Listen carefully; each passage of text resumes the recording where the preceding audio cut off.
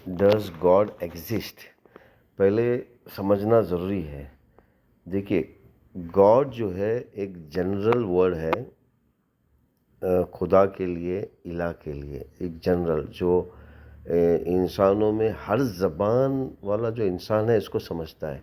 अच्छा, एग्जिस्ट जो है उसको भी समझना ज़रूरी है कि एग्जिस्ट क्या है। देखिए, हम जो इंसान एग्जिस्ट को समझते हैं वो किस तरह समझते हैं, जैसे कि एक हमारी आंखों के सामने एक चीज़ दिखाई दे, उसको एग्जिस्टेंस कहते हैं।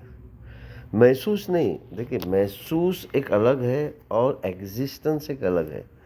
तो यहाँ पर जो है जावेद अख्तर और ये जो अपने आप को मुफ्ती शमाइल नदवी, देखिए ये मुफ्ती है ज़रूर, लेकिन ये इस्लाम का मुफ्ती नहीं है, ये अपनी ज़ात का मुफ्ती है।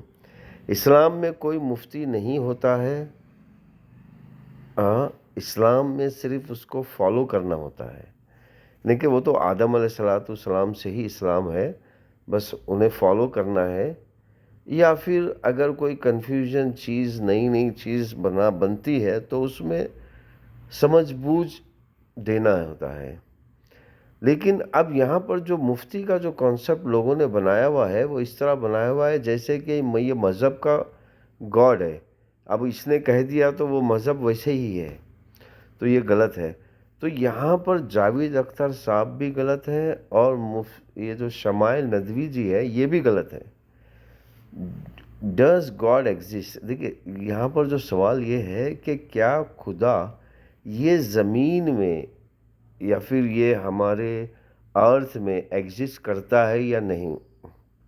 तो अब यहाँ पर जावेद अख्तर साहब कह रहे हैं कि नहीं करता है और शमाइल साहब कहते हैं कि करता है। तो जावेद अख्तर साहब कहते हैं कि करता है तो उसका एग्जिस्टेंस बताइए, तो शमाइल साहब कहते हैं कि भाई उसका एग्जिस्टेंस आपको महसूस करना है कि है बोल के महसूस करना है। तो यहाँ पर आपको समझना है कि ये दोनों भी गलत है। देखिए, खुदा तो है, ठीक है, अब खुदा ने अपने लिए जो अल्फाज इस्तेमाल किया है कुरान के अंदर, क्या इस्तेमाल किया है? गायब। गायब का अरबी का जो वर्ड है गायब इस्तेमाल किया हुआ है। इसको समझना बहुत ज़रूरी है क्योंकि उर्दू अलग ज़बान है, अरबी अलग ज़बान है। उर्दू में अलग मीनिंग बनती है, अरबी में अलग मीनिंग बनती है। अरबी का जो लफ्ज़ गायब है उसका मतलब ये होता है कि एक चीज़ मौजूद है जो आपके मतलब आपके विज़न, जो आप जहाँ तक देख सकते हैं उसके आगे है, उसके आगे वो मौजूद है लेकिन आप उसको देख नहीं पा रहे हैं। ये गायब का मतलब होता है।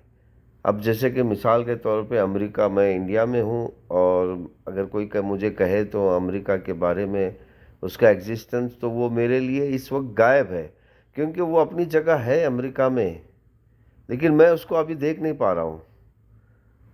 तो खुदा का जो एहसास है, जैसे कि अल्लाह के रसूल ने फरमाया या फिर कुरान ने फरमाया कि वो अर्श पर है, ज़मीन पे नहीं है, वो अर्श पर एग्जिस्ट करता है, ज़मीन पे नहीं एग्जिस्ट करता है। तो ज़मीन पे कौन एग्जिस्ट करता है? तो ज़मीन पे हम इंसान एग्जिस्ट करते हैं, और जब इंसान अच्छे काम करता है तो खुदा के एग्जिस्टेंस का सबूत देता है।